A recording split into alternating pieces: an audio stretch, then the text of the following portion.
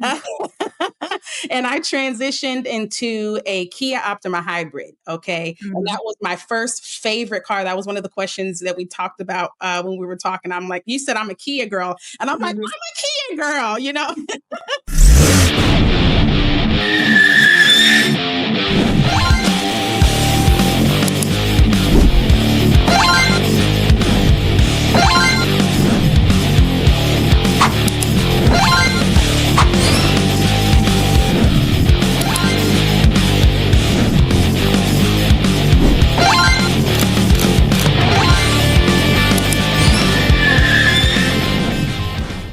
Welcome back to another episode of the I'm a Car Chick podcast, and I'm bringing you a special one today. I met this wonderful woman virtually, but met her, I want to say it's been a little over a month ago. She reached out to me on LinkedIn, asked to meet, which I get messages on LinkedIn all the time. I ignore most of them. Something about her stuck out to me. Decided to jump on a call with her and immediately knew what she was doing was going to change the game in automotive. So I want you to be sure that whatever you're doing, if you're driving, if you're sitting at home, that you are in a place where you can definitely listen to this one, because I have to introduce you to Lisa Bailey of Features First Auto. Hello. Hello, Shasta. How are you doing? I am so good, and I'm so excited for this. The first time we talked about doing this, Uh-huh. and somehow it fell off the plate. And I came back to it, and I was like, "How did I not get her scheduled yet? I need to get this done." And so I had to make sure that I got you on here because, like, it's very rarely I come across a product that impresses me anymore. Because after 10 years of doing this, like, Yeah. there's not much. You've seen it all at some point. But yours actually solved a problem that I had not too long ago. But before we get too deep into that, I want you to do an intro about yourself. Tell our listeners who you are and how you got into the auto space and into what you're doing now. Yes, yes. I am so excited to be here. Thank you so much for having me and being able to, introduce myself and spread the word about what we're doing. And so I have an interesting story, and my path to auto was definitely not the traditional one. I am a car enthusiast and I love cars. And so that's where like my background in auto comes from. But, in my professional career, I was in charge of a lot of risk management programs and coming into corporations, specifically in the health tech space and the tech space, and looking at how technology is used in those spaces, and not just used, but like meaningfully used. So Right. you have a new technology. Do you know how to use the technology? Do you know how to benefit from the product that you have? And so I was doing that in the health tech space, and it got it provided an opportunity for me to learn the importance of training. Man, training is just the underdog. It just goes overlooked, and the Mhm. value that training can provide, it does affect the bottom line. And Yeah. so I have been on that bandwagon in corporations for quite some time about technology. And if you're going to usher in a new technology to your employees and you do no training, how can you expect them to actually work efficiently and effectively and be able to utilize those technologies? And so that's where my background with risk management and technology and meaningfully use it came from. But really, the company that I founded, Features First Auto, was founded out of my own experience. Okay, so I transitioned from a older car. It was a 1991. This was back in the day.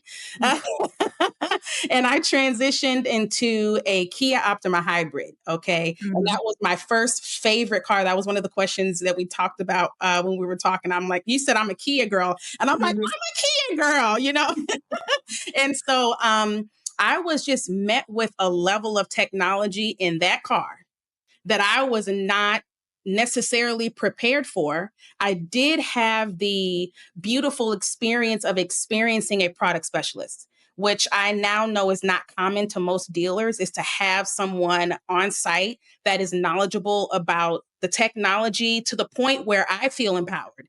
Not just Mhm. giving me how to connect my phone, but really telling me what's happening in this car. And so I had my own experience about that in teaching my son how to drive. And so I have two teenagers, and I was excited to teach my son how to drive, a little bit nervous. There is some anxiety that comes with that, as a parent now. When I Yeah. was younger, I was excited to get my license, but now I understand why my dad was yelling at me so much. But Yep. I didn't even take into consideration the technology that was in my car. So he was driving my car and he's like, Mom, why is the wheel moving? What is happening? I was like, whoa, okay.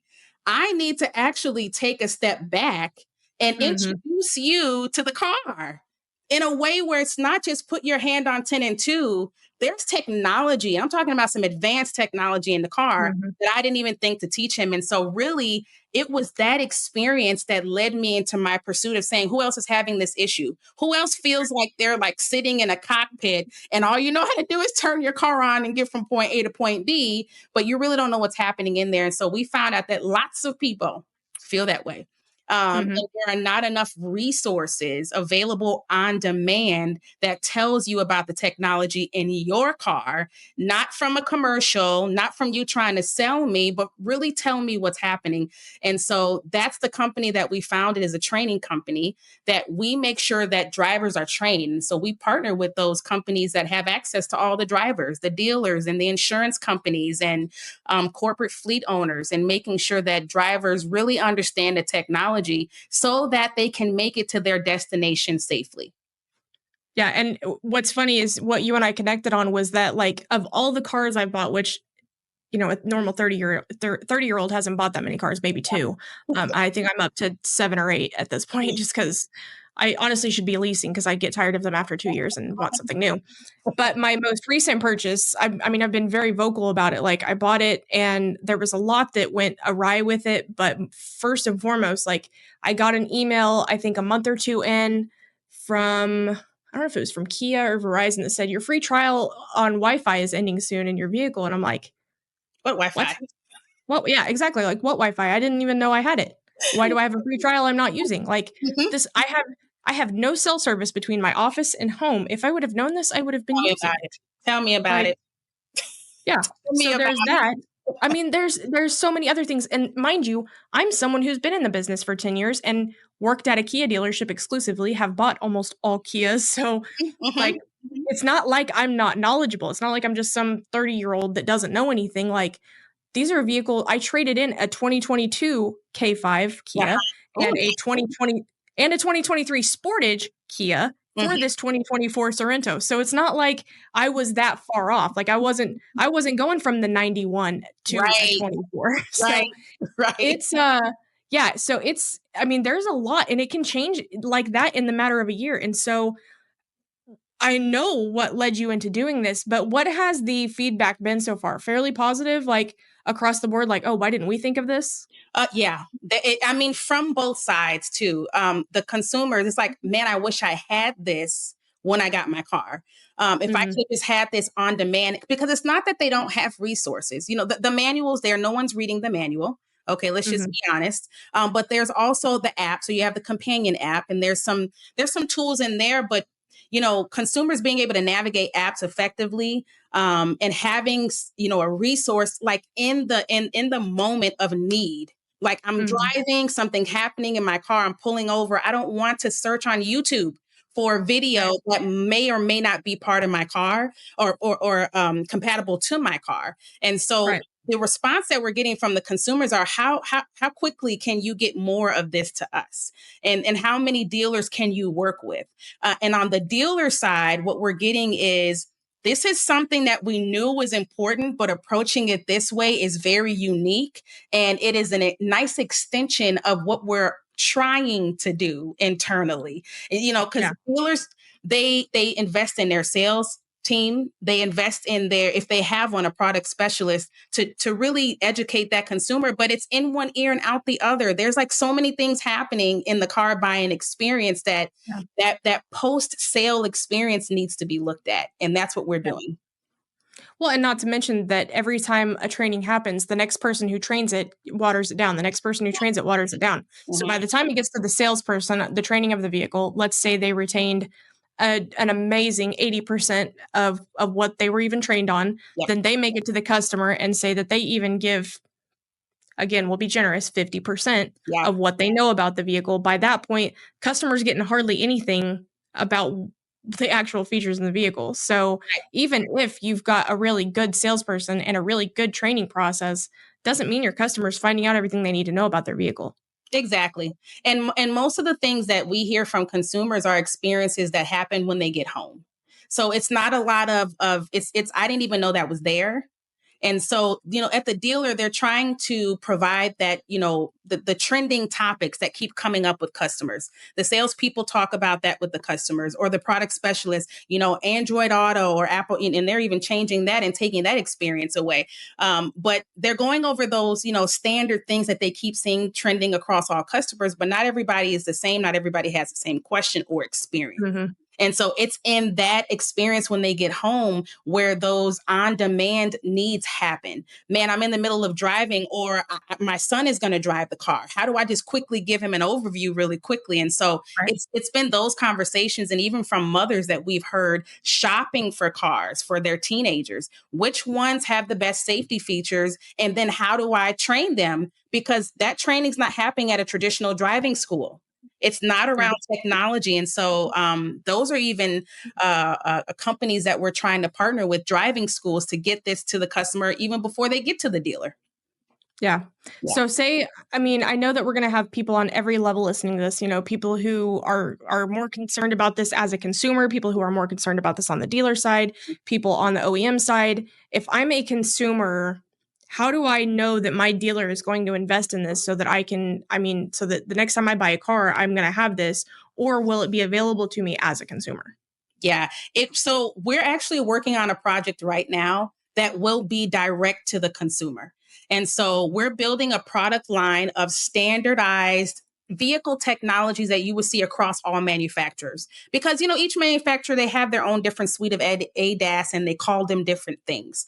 And so Mhm. we are really getting rid of that confusion and telling you these are the standard ones you're going to see. Some of these are mandated, some of them are not, but they're used across all manufacturers, and they will be able to get to those courses directly. But our efforts in working with the dealer, will they see it at the dealer? We hope so, because we're going to the dealers, and the dealers are looking at it as an extension of their safety message to their consumers, to their customers, of, we want to make sure that you experience the product that you have most efficiently. And so here is another value add to that post-sale experience. And that's really how the dealers are looking at it right now. Do you see this being more valuable to maybe a sales department or a service department within the dealership? I think, from my understanding of the way that the experience goes with the customer from pre-sale to post-sale, I really think it will be valuable within the sales team, and that first, outreach that you do right after that customer has the car. It's right in that moment when they get home and you're sending that customer survey like, hey, how was your experience at the dealer? And by the way, here is a link to some additional trainings that we have that will go over the technology in your car over the next couple of days, almost like an onboarding for you. And then you can get back with our team and say, if you have any questions on these technologies. And so it opens up an opportunity, actually, and a pathway that can link to where service. It can link to that. So if they're having some issues with the technology in their car, our software has in the surveys that we do within our trainings, we have the capabilities of asking those questions and getting that feedback and getting it to the dealer. So there's multiple ways that the content that we have in the surveys benefit the dealer in both the sales and service department. I like that. Is there any way for a dealer, and you guys may not have made it this far yet, so I could be jumping the gun a lot. Is there any way for a dealer to customize the experience for their customers as opposed to competing brand down the road? So the trainings that we would deliver for, let's just say it's, just to call out a name, of BMW, that training would be customized with BMW's brand all over it. It will not say Features First Auto, anything. We want Right. the customer to feel as if this offering is an extension of the experience that they just had at the dealer. And so we don't want to introduce something new at that point, because then it seems like you're selling them, right? Oh, this Right. is, no, we want it to be part of the culture. So here is another value add. And so it's all customized to that dealer and into its fleet as well. Nice. Yeah. And then how does it look? And I feel like I had this conversation with you the first time we talked. What does this look like for used car sales? You know, we have a lot of conversations going on right now, specifically, and this may not even last long, but about the tariffs increasing, which means new car sales could go down and used car sales will be up. What will this look like for used cars? I mean, the product that we have right now can be used for used cars. We're looking at more of the newer models because those technologies are pretty standard across the fleet when you get to, 2023, 24, 25, and even 26. But when we're looking at the older models, we still are capable of looking at their fleets and finding out what ADAS is on those vehicles and developing an offering for those customers. It gets to be more difficult when you get to the older model cars because not a lot of them have a lot of technology. So it's kind of the here and there vehicle. And so we are working as we continue to build our product to be able to work at a pace where we receive a VIN number and then we can go ahead and generate what technology is in that car. So we're working Right. on building our product to be able to do that, to service some of those older cars. But right now, we're looking at those newer models. Right. Well, especially because technology's changed so much and it is changing so much. I mean, day to day, like as it comes out, it's insane. Like I was saying earlier with my vehicles that I traded in, like from one year to the next, it changed trifold. So Oh, yeah. I couldn't agree more. And then especially as we move forward, you've got 2023 in there right now. And then as the years go forward and 2023 becomes a late model or Correct. an older model at that point, then you've already got it in there. You've got the full catalog in there of all the brands. So Exactly. that's only going to keep getting better. And honestly, at that point, dealers won't be selling 2002s or 2010s. Exactly. Exactly. And I don't know, have you heard recently the announcement with Volkswagen? They just did a partnership with Mobileye. So Mobileye is an ADAS manufacturer. And so in about two more years, they're predicting that their vehicles, and we're talking about at mass now, because of AI, they're able to develop these technologies. And instead of them being an upsell, a luxurious type of feature for someone who can afford it, they're now becoming standard. So that levels that playing field, which now highlights the need for the training. The training Yeah. has to now increase because we're talking about level 2 technology, where drivers are able to take their hands off the wheel and have partially autonomous technologies working in the car. And so the misuse of that can be a life. And Yeah. I would not want to be a dealer, connected to that type of announcement, and so dealers are now, they're looked at as a major stakeholder in this type of customer training we're talking about that's linked to safe driving. So I know this would probably be very, very far down the road, but what does having a full online catalog look like that's fully available to the public for free? Yeah. I would say for free, right now, the project that we're working on, we're calling it our generic course library, right? So Mhm. it's looking at those technologies that are consistent across manufacturers. I believe, and we will try to offer those types of courses for free to the public because it brings them up to date as to what they can see across all manufacturers. Now, if you want to get specific to a vehicle or specific to your vehicle, that's when you go into deeper into the courses. And those are usually our paid courses because they're more customized to your experience and what you're looking for. But our company has a mission and we want to educate the public as many as possible. And so if we can create this standardized offering that covers some of the major, technologies that are backed by the National Highway Traffic and Safety Administration, these are the technologies that the insurance companies are actually looking at and Mhm. starting to incentivize with lower premiums because you have these technologies. We want you to know about those. And so those are in our generic course library that we will, with different partnerships, be able to offer to the public. I love that. I love that you guys have already thought about that. I thought I was gonna be hitting you out of left field with that one, but I love that you guys have already thought about that and have a plan for it because I think you mentioned it earlier, having to pull over and look up something on YouTube. I think that's what the majority of people currently do. Like they see a light pop on or hear a noise from their vehicle and they're either Googling or YouTubing it Yeah. and trying to figure out how do I fix this? How do I know if it's time to take it to the dealership?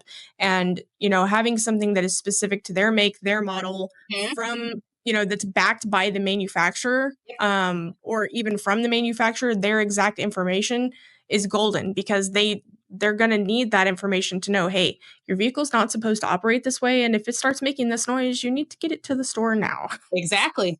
I mean, if you think about the technologies we're talking about, back in the day when you had a recall on your car, I know so many people that they still drive with the recall. Like, it's like, oh, I can keep going. But with technology, we're talking about systems that can go awry, and you don't even Yeah. know what that looks like, because I had that experience with my Kia Optima hybrid. Actually, my vehicle had to be completely shut, like restarted. They had my vehicle for over 2 weeks.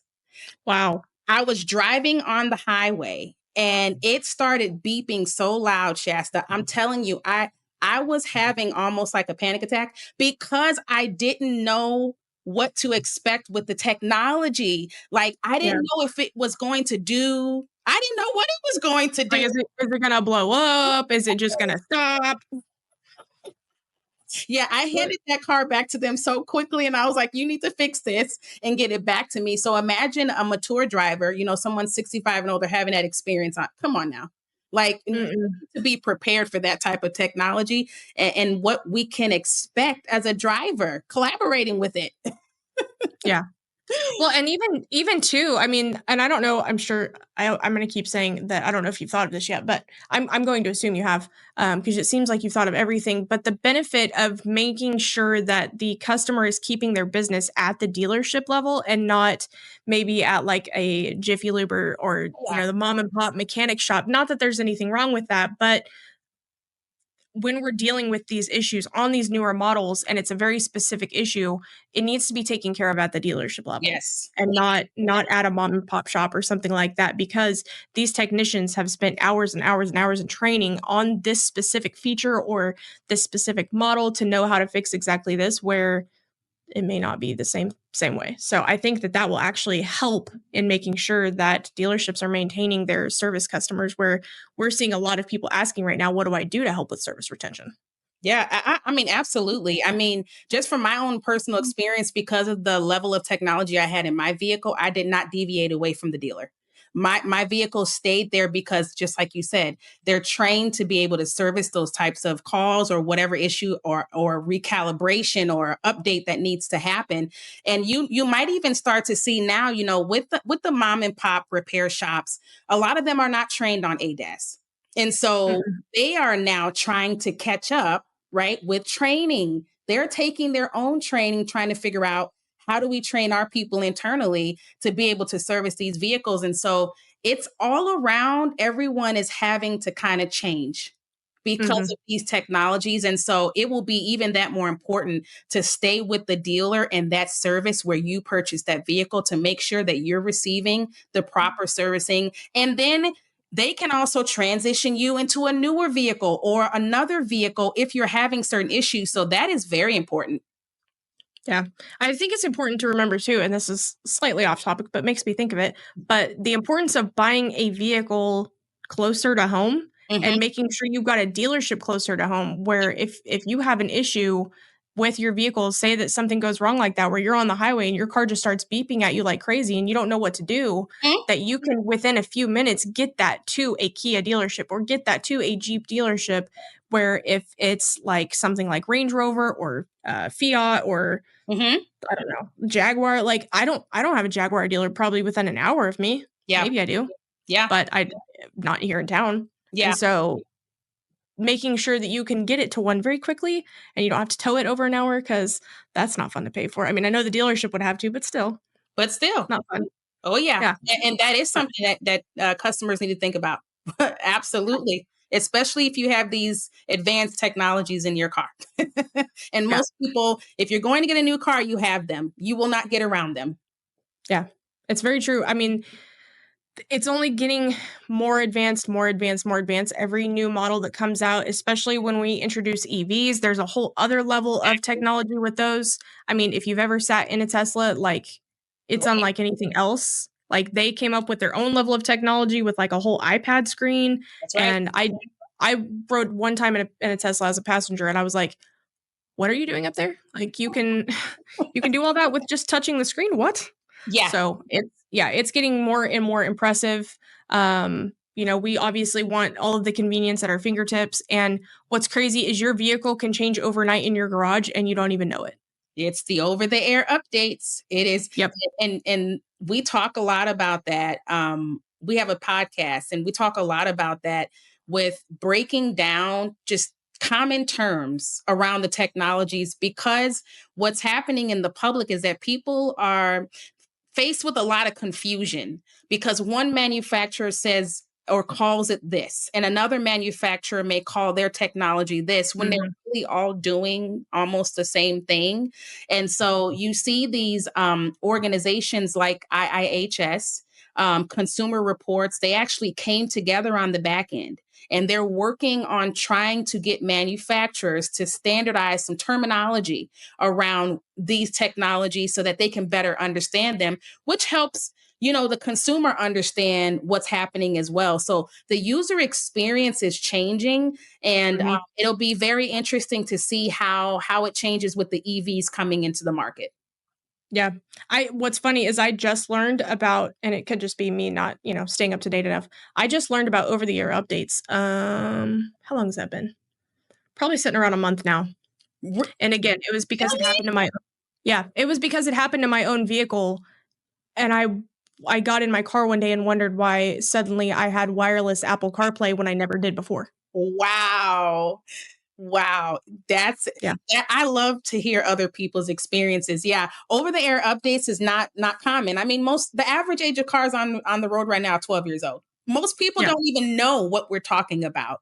And so, yes, your car can be updated while you're sleeping and napping. You'll walk in, you'll get into your car. It's just like your iPhone or Android. Yeah.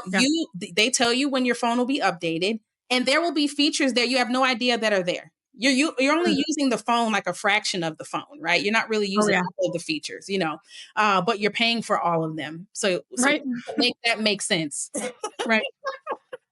I know the car is the same way. Like I remember I use Apple CarPlay a lot. Like I really like having that. And I know every day, like my husband and so he's got a newer iPhone than I do. So we have different cords. He's got Oh, the USB-C and I'm still on the Lightning. And uh-huh. so I always have to check first, make sure that it's my Lightning cable in the right port and that his is USB-C and is in the other one so that I know which one to plug into. And then like one day plugging in wasn't working anymore. Like it wouldn't pull up Apple CarPlay. It would just play Bluetooth audio. And I'm like, what is going on here? So I go in the settings, I shut off CarPlay, turn it back on, shut it off again, disconnect Bluetooth, like do all the things. Cause I'm just like, Yeah. I'm self-diagnosing at this point, like before I take it to the dealership. Right. And then all of a sudden it came back on. My phone was not plugged in. And all of a sudden I have CarPlay on the screen and I'm like, wow. well, that's new. Like Wow. and now there is no wired CarPlay. Like I can't plug it in to turn it on. It's just wireless. Oh, wow. Yeah. I didn't know that was something that could just happen, but it can. It surely can. And it's very interesting. It's isn't it like a different experience though? It's just so that experience is foreign in a vehicle. We are used to being, going through updates. We know that workflow. We know that. Yeah. But in a vehicle, it's like that is a whole new experience. And so we need to be kind of walked into this a little bit. That's why I founded this company. Can you walk me into this? A little bit more than what we're doing at the dealer. Like, can you walk me a couple of weeks from now? And that's the good thing about what we're doing is even though we introduce that training right after they purchase that vehicle, we reinforce that information because we take a micro learning approach to learning. And so that means that our content really can be consumed in less than 5 minutes. And so we introduce that learning, but then we come back to you maybe a month later or maybe 2 to 3 weeks later and say, hey, we just want to remind you. And so it's a nice experience for somebody to take that extra step to say, we just want to make sure you understand. Here is a reinforcement of what we talked about. That's so smart. Yeah. I love every bit of it. Out of curiosity, because I feel like the capability is there, but again, there's things I'm probably not thinking of. Will there be anything within the site or within the app that when, because you guys have the customer's VIN number, Mhm. that will alert them in any sort of way if they get a recall or a software update tied to their VIN number? That is a big hope for us. A lot of that is contingent upon some of our strategic partnerships with OEMs, and being able to actually integrate with the vehicle and understanding when those systems need to be serviced. That is something that we would like to achieve. That's like, features first auto 3.0, is to be Mhm. able to know when there's an issue or a recall and notify that customer. So it's interesting that you brought that up, because when we first started the company, we started training consumers around ADAS recalls. So we built a database full of, these different models. And so we trained about 100 people in different parts of California. And some of them knew about recalls, some of them didn't know about the recalls. And so we had to teach them the importance about it, because it's a recall, I can get it fixed when I can. And once we get into the nature of what we're talking about with technology and the possibilities that can happen when it's not corrected, was very profound. And that's really what pushed us into keep going to develop more training. Was like, there's a knowledge gap that not only needs to happen around what the technology is and understanding it, but how to maintain it. And we talk about that in our trainings for the customer. This is how you maintain it. This is what you can expect when it's not working correctly. Like if you have Mhm. lane keep assist and there's something going on with that system, you might get false alerts, right? Yeah. And the customer say just literally will turn the whole feature off. So now Yeah. their safety could be improved, it's not improved anymore Mhm. because they had Yeah. one bad experience. But imagine if they knew that was going to happen and they said, instead of turning it off, let me figure out why that happened. Let me take Right. it to the service department. So it's really like crafting that narrative for the customer. Yeah.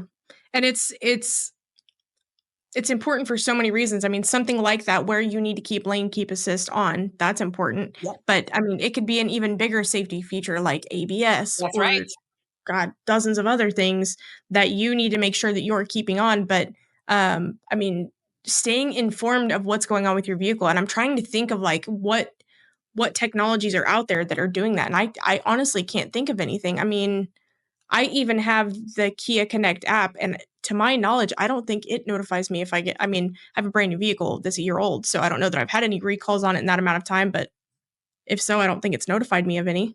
Yeah, the way that the manufacturers approach recalls, there's a whole process they have to go through. The National Highway Traffic and Safety Administration, they also put out, you'll see in an article, you'll see, manufacturers recalling this vehicle. You can even go on their website too. But there is a huge delay in communication to the customer when it comes Yeah. to a recall. When we launched our recall initiative, it was about the Takata airbag recall and how many lives were lost because of the delayed of information to those customers. And some customers till this day still didn't receive notification that they had a recall on their vehicle. So there are layers to that process Yeah. that will go beyond just us building a solution for that, but it will really be that those strategic alliances that we form with national safety organizations and the manufacturers to get Mhm. that information to the customer right away, Yeah. especially when it comes to technology. And so, obviously, there's ways on the back end that we can, plug into different sites to know when recalls are happening. But it would be great to be able to tell that customer in real time something's Yeah. going on with the car, get it to service. Well, and especially as technology advances, I imagine, I mean, like how vehicles can do over the air updates, Hmm. why can't they receive recall information over the air? Or Yeah. can't they? They probably can, but there are layers. There are Yeah. layers to the communication process that that happens way before it gets to us, way Mm. before it gets to the user. And then there are other things that might have to be addressed as to what is actually the recall, how Right. of an Can the dealership handle? That's exactly. There's like so many layers of things that need to be considered Yeah. before they release that recall information. And so it's almost like, sometimes too much information is not too good too soon. Yeah. Before you figured out all of the necessary things, because you have to think about it too. You have to put the information out that there's a recall, but now, like you said, they have to have their team ready to service all these vehicles coming in. So what Mhm. conversation look like before it gets to us? I can guarantee you there's a conversation happening before it gets to Yeah. us. Yeah, How big of an issue is it? Like, do we need to handle it? How do we make sure that all of the dealerships have the parts they need? exactly. Do they even have enough techs? Because nobody does. Mhm. All the things, which makes a lot of sense why I don't hear of dealerships doing recall campaigns anymore when they used to do them all. Oh Well, my goodness. you hear the campaign of, keep your car maintained. If you keep Yeah, coming into us, once we find out, then we can let you know. exactly. Yeah, and Mhm. it's funny, I did I wanna say it was on Facebook, a Facebook post a couple months ago maybe, there was something along the lines of do you get your vehicle serviced at the same dealership that you bought it from or at the same place you bought it from, Mhm. and why or why not? Yeah. And I would say 85% of the answers were no, which surprised me knowing how many of my connections are in the automotive industry, and a lot of them even said no. Yeah. Well, Like whether it was too far, I get it cheaper here, and it's like, "Oh no, like this is getting bad." Well, and I honestly believe a cost is a huge factor when you're Yeah, making that decision. Especially like if you have, a family mechanic that's fixed your mom and your dad's car, and there's these legacy, homebound car repair services that kind of yeah, help the neighborhood out, but you will start to see a lot of that become an issue once we're started talking about the newer model cars with these tech. yep, So it will have to change, and they will have to come back to the dealer, just because of that sheer level of technology in there. Until those mom and pop, either they are educating and training their team to be able to service them, or they are not. They will right. be part of the companies that don't make it in the next 5 to 10 years, because we're seeing that now. That's true. This Yeah. is exciting. I'm excited for you. I'm excited to hopefully get to be a part of promoting it in the future because it's definitely needed. Are you going to be at any events or conferences this year? Talking about this, presenting on any stages, or even just attending any conferences? I'm hoping to make it to SotoCon. And so it will be my first time being there. And so I hope to be able to connect with a lot of the people that I've been meeting recently, and then to see my Wokan sisters there at the breakfast. And so that will be one of the conferences. You'll find me a lot at a lot of safety organization conferences. Mhm. Because these are the policymakers that are making it happen. And so if we can get the word out that we're trying to reach those drivers, a lot of the people we want to do business with are already partnered with them. And so, and I just joined Women in Automotive, and so I'm hoping to Yay. make my way through that organization and meet more people as well. So you will definitely see me. I am a networking queen. I love Good. meeting people. Are you going to be at the Women in Automotive conference in August? I am trying to make it there. Yes, that is. I'm working on that now. Sweet.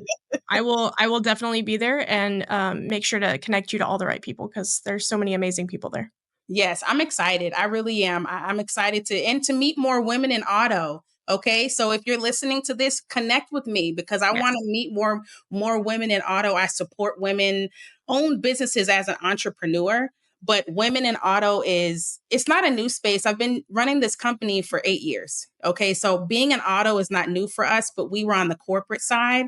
So now we're coming into the dealer space, and I really want to, meet more women in that space. So, and you were one of the women that's why I reached out to you, is because I really wanted to connect. So absolutely. Let's put that out there too. Well, that leads into my next question. What is the best way to connect with you? Yes. So me personally, I am always on LinkedIn. We have a Features Talk podcast. And so you can catch our updates on the episodes that we drop on LinkedIn. We have our own LinkedIn page as well, Features First Auto. But you can connect with me. I have my calendar on there. I'm always open to connect with peers in the auto space. And so you can definitely catch me there. Yeah, book a call with her. She makes it very easy and fun and has a great conversation. So I definitely recommend it, but definitely connect with her and see how you can get involved in this product and making sure that it is all over the automotive industry, because that's what we need. And we need to be sharing the good word about the good products. And that's my job. So that's what I'm here to do. And now it's your job. So I'm passing the torch. Thank you so much, Lisa, for joining me today. I cannot wait to get to finally meet you in person. It has been awesome getting to talk the couple of times that we had. But thank you again so much for today. And I really hope that that this goes well and that you get to do all of the fun partnerships with the organizations that you're wanting to. You have a lot of great things in the works. This is a great product. So thank you again so much for coming on today. Thank you so much for having me, and I hope to see you soon. For sure. Guys, thank you so much for joining us today. Remember to connect with Lisa on LinkedIn, connect with Features First, and be sure to ask her any questions you have. I had a ton, so I'm sure you have a ton, but be sure to connect. And remember, as always, to light it up. I'm Shasta, and this has been the I'm a Car Chick podcast. Catch you next time.